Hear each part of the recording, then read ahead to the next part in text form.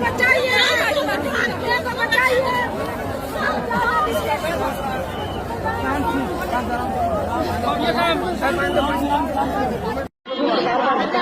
P low, आप लोग नहाने मत जाना उधर अभी बाहर। दोस्तों, एक 27 वर्षीय विवाहित महिला अपने बॉयफ्रेंड के साथ प्रयागराज के महाकुंभ स्नान करने जाती है। किसके साथ? अपने बॉयफ्रेंड के साथ। और वो भी कौन? एक विवाहित महिला, कोई लड़की नहीं थे। और शादी के 2 साल होने के बाद वो महाकुंभ स्नान करने जाती है, नहाने जाती है अपने बॉयफ्रेंड के साथ, अपने प्रेमी के साथ। और इसके बाद जब शाम होता है, शाम से जब रात होता है, रात में ये दोनों एक होटल में जाते हैं, वहां पे एक रूम किराए पे लेते हैं, एक कमरा लेते हैं। और कमरा लेने के बाद पूरी रात ये दोनों आपस में शारीरिक संबंध बनाते हैं, या फिर यूं कहें कि पूरी तरीके से ये दोनों अपने काम वासना को तृप्त करने का काम करते हैं। और उससे भी जब मन नहीं भरता है, तब वो महिला अपने बॉयफ्रेंड को लेकर अपने ससुराल चले जाती है, अपने घर चले जाती है, और वहां पे भी इसी घटना को पूरी तरीके से अंजाम देती है। मामले का खुलासा तब हुआ जब उस महिला को उसके ही बॉयफ्रेंड के साथ उसके ही कमरे में उसकी सास ने रंगे हाथों पकड़ लिया। जैसे ही इस बात की जानकारी उसके पति को होती है, उसके पति के द्वारा उस महिला के साथ जो किया जाता है, उस घटना को जानने के बाद से आपकी रूह कांप जाएगी। और दोस्तों, एक अत्यंत ही दुखद और भावुक कर देने वाली घटना है। आधुनिकता के दौर में कैसे महिलाएं किसी के भावनाओं और विश्वास के साथ खेल जाती है, आज की यह घटना उसी बात को सही अर्थों में चरितार्थ करते हुए नजर आ रही है। दोस्तों, यकीन मानिए, आज की इस घटना को आप सुनकर पूरी तरीके से चौंक जाएंगे और आप ये सोचने पे मजबूर हो जाएंगे कि क्या ऐसा भी होता है। मैं चाहता हूं कि इस वीडियो को आप लोग पूरा देखें, क्योंकि उत्तर प्रदेश के प्रयागराज में महाकुंभ मेला लगा हुआ है और उस मेले से लगातार निरंतर कुछ ना कुछ ऐसी घटनाएं रोज निकल के सामने आ रही है। दोस्तों, यह सच्ची घटना उत्तर प्रदेश के जौनपुर की है। जौनपुर में 27 वर्षीय पूजा अपने सास ससुर के साथ रहती थी और उसके जो पति थे, जिनका की नाम दिवाकर था, वो बीएसएफ में नौकरी करते थे। और इसी बीच उत्तर प्रदेश के प्रयागराज में 2025 का महाकुंभ मेला लगा हुआ था। जैसा कि सब लोग जानते हैं, 144 साल के बाद वहां पे एक बड़ा आयोजन हुआ है। एक तरह से यूं कहें कि सनातन धर्म के लोग वहां पे देश विदेश से भी पहुंच रहे हैं, बड़ी तादाद में लोगों की वहां पे एंट्री हो रही है। और इसी बीच पूजा अपने पति को, दिवाकर को फोन करती है और फोन करने के बाद कहती है, मैं चाहती हूं कि आप जल्दी से जल्दी छुट्टी लेकर आ जाइए, मैं चाहती हूं कि जाके मैं भी महाकुंभ में स्नान कर रहा हूं। तब दिवाकर फोन पे अपने पत्नी से कहता है, क्योंकि मुझे छुट्टी मिल नहीं रही है, अच्छा ये रहेगा कि अपने मायके से किसी को बुला लो और उसके साथ ही महाकुंभ स्नान करने चले जाओ। लेकिन वहां जाने से पहले एक बार मां से बात कर लेना। जैसे ही मायके की बात आती है, अब तुरंत ही उसके दिमाग में अचानक एक बात आती है। वह अनायास ही अपने मन में यह सोच लेती है कि क्यों ना अपने बॉयफ्रेंड राहुल को बुला लिया जाए, और मौका अच्छा है, हम राहुल के साथ वहां पे जाएंगे, पूरी तरीके से अय्यासी करेंगे और इसके बाद फिर वापस घर आ जाएंगे। उसके दिमाग में एक अलग ही प्रकार की रणनीति चलने लगती है। वो तुरंत राहुल को फोन करती है और राहुल को कहती है कि राहुल, मौका अच्छा है, मैं चाहती हूं, दिवाकर भी नहीं है, दिवाकर की भी पोस्टिंग देहरादून हो गई है, वो भी अभी आने वाला वहां से है नहीं, तो मैं सोचती हूं कि तुम ही आ जाओ यहां पे। तब राहुल कहता है, पागल हुई हो, ऐसा कैसे हो सकता है? जब मैं तुम्हारे घर जाऊंगा, तुम्हारे ससुराल जाऊंगा और इस बात की जानकारी तुम्हारे पति को होगी, तब फिर क्या होगा? तब पूजा कहती है, मैं सारा कुछ मैनेज कर लूंगी, तुम टेंशन मत लो। इसके बाद फोन कट हो जाता है। तब वो अपनी मां से, अपनी सास से बात करती है और कहती है कि मैंने मायके बात कर लिया है, वहां दूर के रिश्ते में लगने वाली एक मेरा मौसेरा भाई है, मैं उसको कॉल की हूं, उसका नाम राहुल है, वो भी जा रहा है, तो मैं उसको सोचती हूं कि बुला लूं और हम दोनों साथ ही चले जाएंगे, क्योंकि एक सुखद संयोग बन रहा है। 144 साल के बाद लोग वहां पे जा रहे हैं और सब लोग, कोई ऐसा गांव नहीं है जहां से कि लोग नहीं गए हों। तब उसकी मां कहती है कि बहू, मुझे भी तो जाने का मन कर ही रहा है, लेकिन तुम्हारे पिता हार्ट के मरीज हैं, इनके पास भी रहना जरूरी है, तो मैं तो जा नहीं पाऊंगी। लेकिन उसकी मां शुरुआत में तो कहती है, मना ही करती है, लेकिन जब उसकी बहू पूरी तरीके से जिद पे अड़ जाती है, तब सास कहती है कि ठीक है बहू, जब अगर तुम कह ही रही हो तो फिर चले जाओ, तुम भी घूम के आ जाओ। फिर वो अगले ही पल राहुल को फोन करती है और फोन करने के बाद कहती है कि मौका बहुत अच्छा है, अनुमति भी मिल गई है, तुम जब आना तो मेरा बॉयफ्रेंड बन के नहीं, मेरा प्रेमी बन के नहीं, बल्कि मेरा भाई बन के मेरे घर आना। जैसे ही ये बात राहुल सुनता है तो राहुल कहता है, अरे यार, तुम मुझे मरवाओगे क्या? ऐसा कैसे होता है? मैं तुम्हारा भाई कैसे हो सकता हूं? पूजा कहती है, औरों की नजर में इवन मेरे सास ससुर की नजर में तुम कुछ देर के लिए भाई बन जाओ, इसके बाद तो फिर हम लोग प्रयागराज जब जाएंगे और वहां जाने के बाद जो भी चीजें होंगी वो तो बात की बात है। लेकिन इस बात का ध्यान रखना कि कहीं से मेरे सास को या फिर मेरे ससुर को इस बात का पता नहीं चल पाए कि तुम मेरे भाई नहीं हो। तब राहुल बोलता है, तुम जैसा कह रही हो वैसा ही होगा, तुम बिल्कुल निश्चिंत रहो, कहीं से इस बात की जानकारी किसी को नहीं होगी कि मैं तुम्हारा भाई नहीं हूं, मैं तुम्हारा प्रेमी हूं, मैं तुम्हारा बॉयफ्रेंड हूं। 8 बजे के आसपास कल होके उसका जो बॉयफ्रेंड था, मतलब सो कॉल जो भाई था, वो पूजा के ससुराल पहुंच जाता है, पूजा के घर पहुंच जाता है। और पहुंचने के बाद वहां के लोगों से मिलने जुलने के बाद वो सीधा पूजा के कमरे में जाता है। और जब पूजा के कमरे में जाता है और पूजा से कहता है, बहन तुम इतनी लेट कर रही हो, अब यहां से तुरंत निकलना है, ज्यादा देर अगर करोगी तो फिर ट्रेन छूट जाएगी। जैसे ही ये बात उसकी सास सुनती है तो उसकी सास कहती है कि क्या हुआ, अपनी बहन के घर अभी अभी अभी जस्ट आए हो और तुरंत कह रहे हो कि आपको जाना ही है, थोड़ी देर रुको, नाश्ता पानी करो, इसके बाद जाना। फाइनली आधा घंटा राहुल वहां पे और रुकता। इन दोनों ने जो प्लान तैयार किया था, इन दोनों ने जो भाई बहन का रोल निभाया था, उनके उस कलाकारी को देख के कोई भी यही कहता कि ये दोनों बॉयफ्रेंड गर्लफ्रेंड नहीं, ये दोनों भाई और बहन ही है। जब पूरी तरीके से उसके सास ससुर भी इस बात से आश्वस्त हो गए कि नहीं ये दोनों भाई बहन ही है, इसके बाद दोनों जौनपुर स्टेशन जाते हैं और जौनपुर स्टेशन जाने के बाद प्रयागराज जाने वाली ट्रेन में बैठ जाते हैं।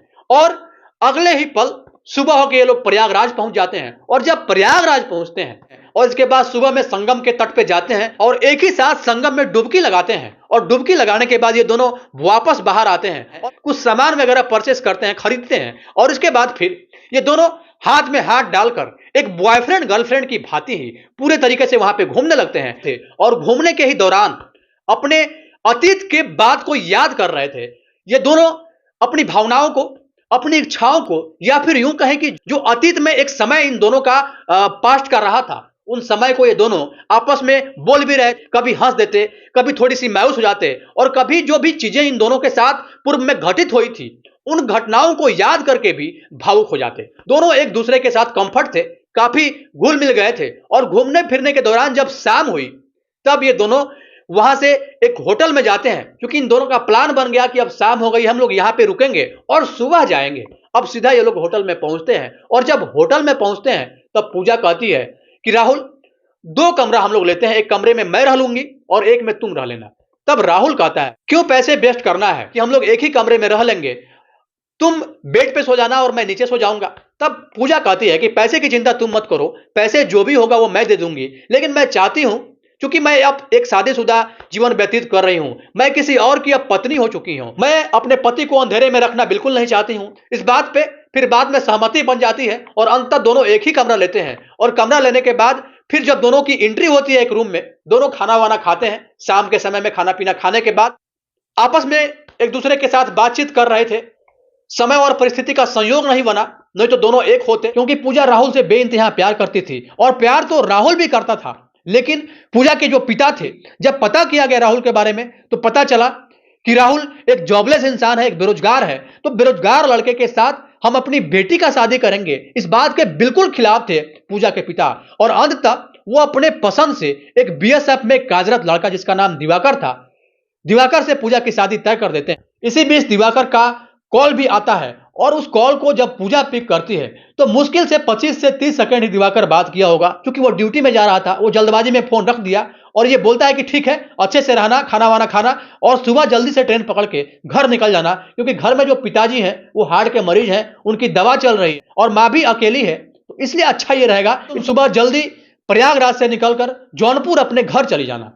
जैसे ही ये बात पूजा सुनती है फिर वो बाय बोलती है और फोन उधर से कट होता है। और इस बीच जो राहुल था, जब दिवाकर से पूजा बात कर रही थी तो जो राहुल था बड़े ही अलग दृष्टि से पूजा को देख रहा था, उसके अंदर एक जलन की भावना आ गई थी।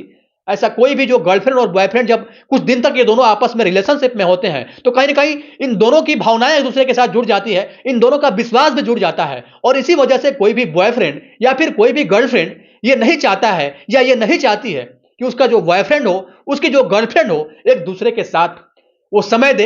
और ठीक वही स्थिति राहुल की भी थी।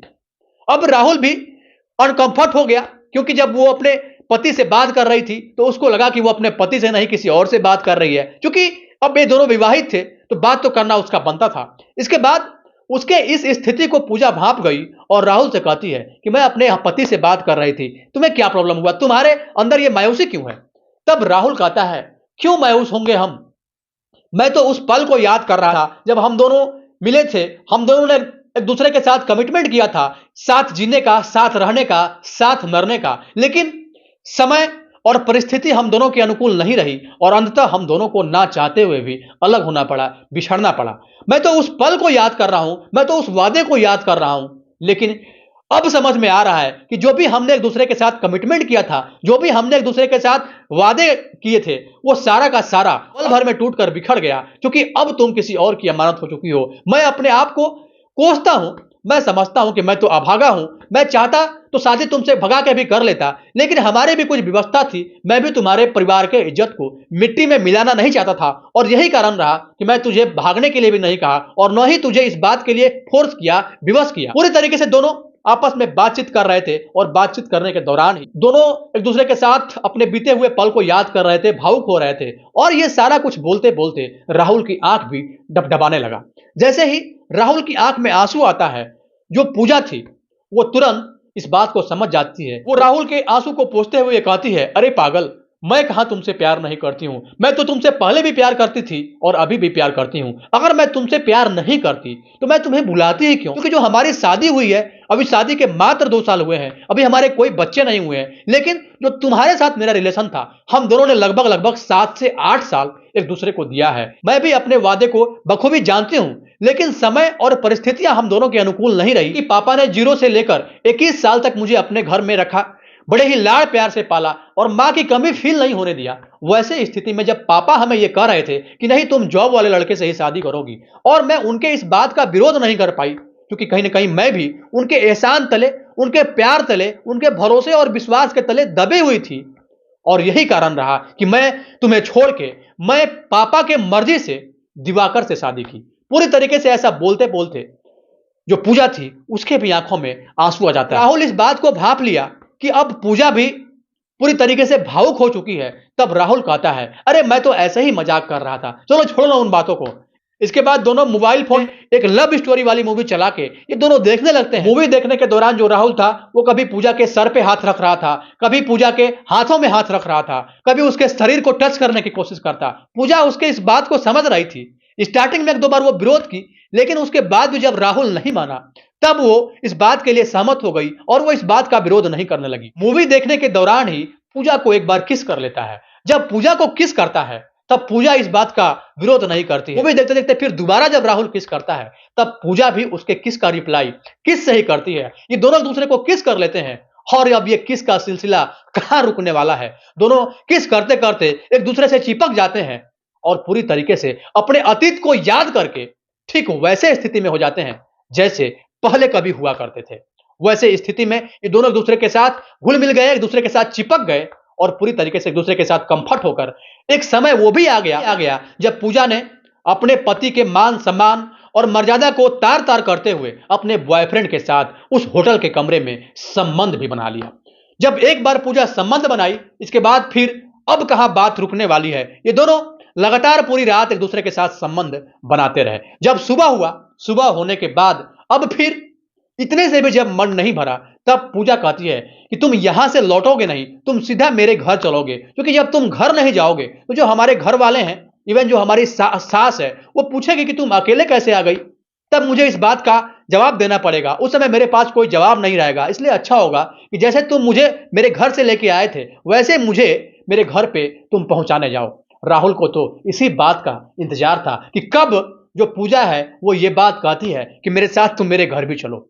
अंततः ये दोनों वहां से ट्रेन पकड़कर अपने गांव, अपने घर जौनपुर चले आते हैं। और जब जौनपुर आते हैं तो जौनपुर आने के बाद ये दोनों अपने घर पहुंचते हैं और उसकी मां जो बोलती है, राहुल बेटा आ गए, कैसा रहा सफर, सब कुछ ठीक ठाक रहा, थक गए होगे, कुछ खाओ पियो।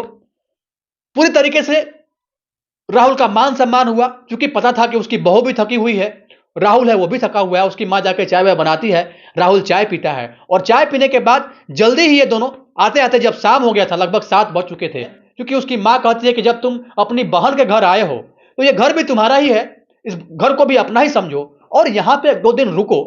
जब एक दो दिन रुकोगे, यहाँ के लोगों को जानोगे, पहचानोगे, क्योंकि दिवाकर का भी फोन आएगा, उसे भी बात करना। जब पूरी तरीके से ये बात उसकी सास कहती है, तब राहुल को भी लगा कि चलो मेरी तो लॉटरी ही लग गई। अब वो सोचने लगा क्यों ना यहां पर ही 2-3 दिन और रुक लिया जाए। रात होता है, खाना वाना सब लोग खाते पीते हैं। खाना पीना खाने के बाद जो उसकी सास होती है वो अपने कमरे में चली जाती है।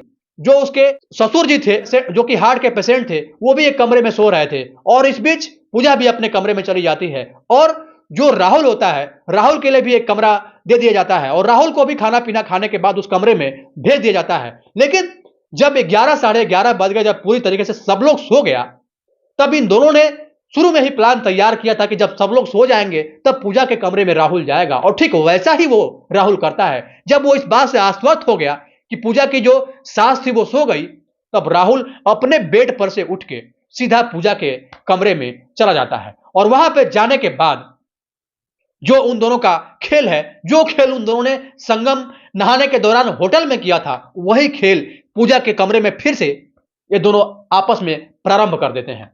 इस बीच दोनों के मादक सिसकियों की आवाज, या फिर यूं कहें कि संबंध बनाने के दौरान जो आवाजें निकल रही थी, उस आवाज को जब उसकी, चूंकि रात का समय था, आवाज रात में भी दूर जाता है, जब उसकी सास के कानों तक की आवाज पहुंचती है, तुरंत ही उसका नींद टूट जाता है। और जब वो अगले ही पल उस कमरे में जाती है जिस कमरे में कि राहुल सोया हुआ था, तो वहां पे राहुल था ही नहीं।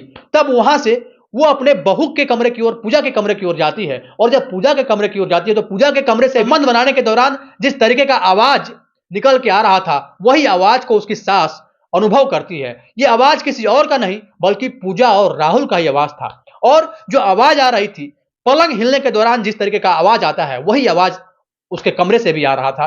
तो जो उसकी सास थी, जो दिवाकर की मां थी, वो इस बात को समझ जाती है कि इस कमरे में पूजा और राहुल दोनों एक साथ होकर संबंध बना रहे हैं। अगले ही पल तब ये आवेश में आके दरवाजा बाहर से खटखटाती है। और जब बाहर से दरवाजा बजाया जाता है, इस बात को जान के ये दोनों जल्दी जल्दी अपने अपने कपड़े पहनने लगते हैं। और कपड़ा पहनने के बाद कुछ देर के बाद उधर से दरवाजा खुलता है। और जब दरवाजा खुलता है तो अंदर की स्थिति को देख के दिवाकर की मां के मानो पैरों तले जमीन ही खिसक गई। वो इस पल की कल्पना नहीं की थी कि उसकी बहू अपने बॉयफ्रेंड को, इवन सो कॉल भाई को, अपने कमरे में बुलाएगी और बुलाने के बाद उसके साथ संबंध बनाएगी। तब उसकी सास कहती है कि हमने बड़ा भरोसा और विश्वास किया था तुम्हारे ऊपर, और भरोसा और विश्वास करके ही हमने तुम्हें इस बात की इजाजत दे दी थी, तुम अपने भाई के साथ चले जाओ। और तुमको शर्म नहीं आती है? अपने आप को भाई कहते हो कि मैं पूजा का भाई हूं। कैसे भाई हो? पूजा को भी काफी भला बुरा बोलती है और यह भी कहती है कि तुमने हमारे परिवार का इज्जत मिट्टी में मिला दिया, तुमने दिवाकर को धोखा दिया है, तुम्हें शर्म आनी चाहिए इस तरीके की गंदी हरकत करते हुए। तुम्हें अगर यही करना था तो तुम दिवाकर के साथ शादी क्यों की? पूरी तरीके से अपने बहू को जितना हो पाया वो सुनाई। और इसके बाद फिर वो एक जगह बैठ के रोने लगी। उसको रोते हुए देख के जो उसके ससुर थे वो भी जग गए। तो पूजा थी, वो अपने सास के पैरों पर गिर पड़ती है और कहती है कि माँ जी, ये मेरी आखिरी गलती थी, अब मैं ऐसा कभी नहीं करूंगी, मुझे माफ कर दीजिए। तब उसकी सास कहती है, और माफी तुझे मैं नहीं दूंगी, तुम्हें अगर माफी मांगना ही होगा तो अपने पति दिवाकर से मांगना। अब वो दिवाकर को फोन करती है और फोन करने के बाद सारे घटना की जानकारी देती है। तब दिवाकर कहता है, मैं 2 दिन में छुट्टी लेकर जितना जल्दी हो सकता है मैं वहां पे आ रहा हूं, और इसके बाद मैं पूछूंगा कि पूजा आखिर क्या चाहती है, वो मेरे साथ रहना चाहती है या नहीं रहना चाहती। 2 दिन के बाद फिर दिवाकर वो अपने घर आता है और घर आने के बाद सीधा पूजा के कमरे में पहुंचता है और पूजा को अपने पास बुलाता है। और बुलाने के बाद कहता है कि पूजा, मैंने तुम्हारे ऊपर कितना भरोसा किया था, तुम्हारे ऊपर मैंने कितना विश्वास किया था, हमने तुमको क्या नहीं दिया? दुनिया की कौन सी ऐसी खुशी नहीं थी जो मैंने तुम्हें नहीं दिया? मैं तो तुमसे बहुत प्यार करता था। और इन 2 साल के अंदर में ही हम पूरी तरीके से इस बात के लिए आश्वस्त थे, पूरी तरीके से खुशी का अनुभूति कर रहे थे कि मुझे चांद से भी सुंदर पत्नी मिली है। और मैं ये सोच रहा था कि मैं दुनिया का एक ऐसा भाग्यशाली इंसान हूं जो मुझे पत्नी के रूप में तुम जैसी लड़की मिली। मैं फूले नहीं समा रहा था, मैं अपने दोस्तों में भी इस बात के लिए कह रहा था कि हमारी पत्नी चांद से भी सुंदर है, जो मुझे बहुत प्यार करती है। मैं तो बहुत ज्यादा तुम्हें लेके गौरवान्वित हो रहा था, लेकिन तुमने क्या किया? तुमने हमारे मान को, हमारे नाम को, हमारी इज्जत और सम्मान के साथ था इस परिवार के, इस कुल और खानदान की इज्जत को भी मिट्टी में मिलाने का काम किया। पूजा, तुमने मेरे साथ बहुत गलत किया। जैसे ही ये बात दिवाकर पूजा से कहता है, पूजा अगले ही पल दिवाकर के पैर पे गिरती है और गिरने के बाद कहती है कि मुझसे एक गलती हो गई है। राहुल मेरे कॉलेज का ही प्यार है और राहुल से मैं बेइंतहा प्यार करती हूं, और राहुल भी मुझसे बेइंतहा प्यार करता है। मैंने अपने परिवार के इज्जत को, परिवार के मान और सम्मान के साथ साथ कुल और खानदान की इज्जत को बचाने के लिए भी मैं पापा की बात को मान ली और अंततः मजबूरी में विवश होकर तुमसे शादी के लिए हाँ की। जैसे ही ये बात दिवाकर सुनता है, वो कहता है, वाह वाह, तुम्हारा इज्जत, तुम्हारा मान, तुम्हारा सम्मान, ये सब कुछ तुम्हारा है और मेरा मान और मेरा इज्जत, मेरा सम्मान कुछ भी नहीं है। यहां पे तुम हमारे विश्वास के साथ, हमारे भरोसे के साथ, यहां तक कि इस घर के विश्वास और भरोसे के साथ साथ इस घर के इज्जत के भी साथ तुम खिलवाड़ कर दी और इसी घर में अपने बॉयफ्रेंड के साथ बंद कमरे में रंगरेलियां मना रही हो। तुम्हें शर्म नहीं आई एक बार भी? आखिर तुम चाहते क्या हो, मुझे साफ साफ बताओ। तब पूजा कहती है, मुझे माफ करो, मैं जीवन में ऐसी गलती दोबारा नहीं दोहराऊंगी। जैसे ही ये बात दिवाकर सुनता है, वो कहता है कि सबने अपना अपना काम किया है, अब जो बचा खुचा काम रह गया है वो अब मैं करूंगा। जैसे ही ये बात आवेश में आके दिवाकर बोलता है, अब वहां के लोग जो भी जमा हो गए थे, परिवार के लोग, उनको लगा कि अब राहुल को और पूजा को कहीं ना कहीं दिवाकर पीटने वाला है, मारने वाला है। अब राहुल जैसे ही अपनी ओर दिवाकर को आते हुए देखता है, वह हाथ जोड़ लेता है। तब दिवाकर बोलता है, अरे यार, मैं तुम्हें क्यों मारूं, मैं तुम्हें क्यों कुछ बोलूं जब अपना ही सिक्का खोटा है। इसके बाद वो थोड़ी देर शांत रहता है और शांत होने के बाद अपने आंख को बंद करता है और वहीं पे बैठता है और अचानक 2-3 मिनट के बाद फिर से उठता है और पूजा का हाथ राहुल के हाथ में देके कहता है पूजा से कि पूजा, जाओ तुम जी लो अपनी जिंदगी, आज से तुम्हें मैं अपने रिश्ते से आजाद करता हूं, तुम पूरी तरीके से स्वतंत्र हो। अब तुम अपने बॉयफ्रेंड के साथ जाओ, शादी करो, जो भी करना है करो, आज से तुम हमारे लिए कोई नहीं हो, आज से मैं अपना सारा रिश्ता नाता तुमसे खत्म करता हूं। जैसे ही ये बात पूजा सुनती है, वो दिवाकर के पैरों पर गिर पड़ती है और कहती है कि मुझे माफ कर दो दिवाकर, मैंने जानबूझ के ऐसा कुछ भी नहीं किया, मैं बहकावे में बह गई, मुझे इस बात का ख्याल नहीं रहा, क्योंकि कहीं ना कहीं हम दोनों आपस में रिलेशनशिप में एक दूसरे के साथ रह चुके थे, इसलिए मुझे माफ कर दो, अब मेरे पास कोई रास्ता नहीं है, मैं जाऊंगी भी तो कहां जाऊंगी। तब दिवाकर कहता है, अब जब मैंने तुम्हें एक बार अपने रिश्ते से आजाद कर दिया तो आजाद कर दिया, अब तुम जाओ और जी लो अपनी जिंदगी, मुझे अब तुम्हारे साथ नहीं रहना है। और उसी समय राहुल और पूजा को वहां से ये कह के घर से बाहर कर दिया कि अब दोबारा इस घर में लौट के मत आना और स्मरण रहे फिर दोबारा ये गलती तुम दोनों में किसी से ना हो। इतना कहने के बाद वो वापस अपने कमरे में चला जाता है और इधर राहुल और पूजा भी विवश होके वहां से निकल जाते हैं। बाकी इस घटना को बताने का उद्देश्य किसी को परेशान करना नहीं, किसी के भावनाओं को आहत करना नहीं, किसी के अंतरात्मा को चोट पहुंचाना नहीं, बल्कि आपको सचेत करना है, आपको जागरूक करना है, आपको इस बात का एहसास भी कराना है, रिश्ता चाहे कोई भी हो, कि हम अपने रिश्ता को पूरी वफादारी के साथ निभाएं। क्योंकि अगर हम अपनी रिश्ता को वफादारी के साथ नहीं निभाएंगे, किसी के भावनाओं के साथ और किसी के विश्वास के साथ हम हमेशा खेलते रहेंगे, तो फिर कोई किसी के ऊपर भरोसा और विश्वास नहीं करेगा और ऐसी ही स्थितियां उत्पन्न हो जाएगी। बाकी इस पूरे घटनाक्रम को लेके आपकी क्या राय है? दिवाकर ने अपने कलेजे पर पत्थर रख के जो निर्णय लिया, क्या वो निर्णय सही था? उस निर्णय को लेके आप सबकी क्या राय है? अपनी राय कमेंट बॉक्स में जरूर